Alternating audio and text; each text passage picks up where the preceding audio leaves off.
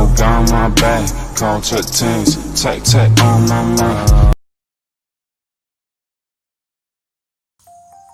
Assalamualaikum warahmatullahi wabarakatuh. Saya Sri Winarni, mahasiswi Politeknik Negeri Samarinda dari kelas 3C Akuntansi Manajerial, ingin mereview tentang kasus Enron. Enron merupakan perusahaan energi yang didirikan Kenneth Lay, seorang pria kelahiran Missouri, AS.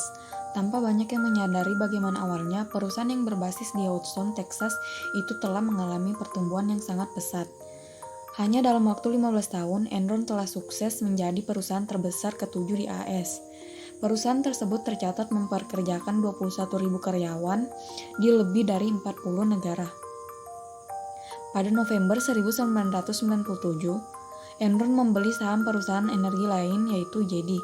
Setelah itu Enron menjual sahamnya pada perusahaan yang diciptakan sendiri, Ceuco. Para pengelola Ceuco kemudian memulai serangkaian transaksi kompleks yang memungkinkan Enron untuk menyembunyikan utang-utangnya. Pada 20 Februari 2001, majalah internasional Fortune mengungkap Enron sebagai perusahaan yang menanggung banyak utang. Saat itu, saham Enron anjlok hingga 75,9 US dollar karena para investor mulai menarik uangnya. Terungkap sudah Lay melebih-lebihkan keuntungan di laporan keuangan perusahaan. Dia juga sukses memainkan laporan keuangan hingga utang-utangnya tidak ketahuan. Pada akhir 2001, hanya dalam waktu kurang dari setahun, saham Enron anjlok parah hingga ke level 26 US dollar cents. Akhirnya, Lay tercatat kehilangan dana hingga 76 US dollar miliar dari para investor saat semua penipuannya terkuak. Pada 2 Desember 2001, Enron melaporkan perusahaannya telah jatuh bangkrut. CEO Anderson Joseph Berardino mengatakan perusahaannya menemukan kemungkinan tindakan melanggar hukum yang dilakukan Enron.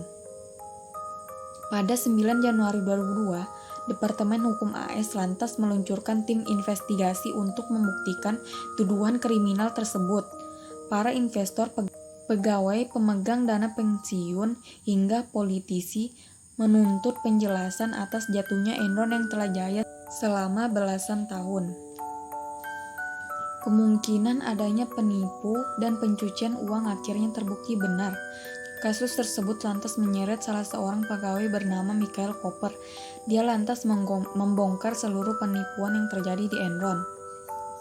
3 dalam penipuan investasi tersebut akhirnya terkuak, yaitu mantan manajer keuangan Andre Fastow, mantan pimpinan dan CEO Kenneth Lay, ketua audit keuangan Enron David Duncan. Lay menolak untuk berkomentar atas kasus tersebut dan mengatakan dirinya akan mengikuti proses hukum yang harus dijalani. Sementara Fastow harus menjalani hukuman karena terbukti melakukan permainan dalam menjalani tugasnya saat mengurus administrasi keuangan perusahaan.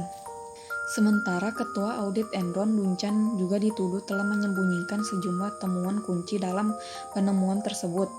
Salah satu pejabat Enron lain yang ikut mendirikan perusahaan tersebut, Jeffrey Skilling, membantah mengetahui apapun mengenai tindakan kriminal tersebut.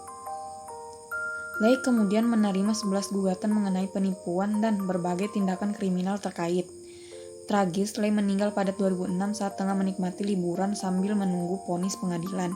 Skandal Enron juga memasuki kancah politik AS, mengingat perusahaan tersebut memiliki jaringan yang kuat pada pejabat-pejabat tinggi di Gedung Putih. Bahkan saat harga sahamnya mulai anjlok, Lay sempat menghubungi beberapa pejabat negara untuk memperoleh bantuan. Enron juga terbukti menyediakan dana hingga jutaan dolar untuk mendanai kampanye pemilihan George W. Bush pada tahun 2000. Bush juga belakangan diketahui sebagai teman dekat Lay. Kala itu, Bush langsung menarik diri dan enggan terlibat dengan kasus perusahaan tersebut. Lay juga menghubungi 2 pejabat di kabinet AS sebelum akhirnya melaporkan Enron telah bangkrut.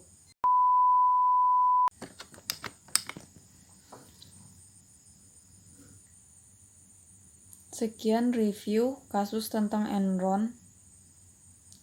Sekian review kasus tentang Enron.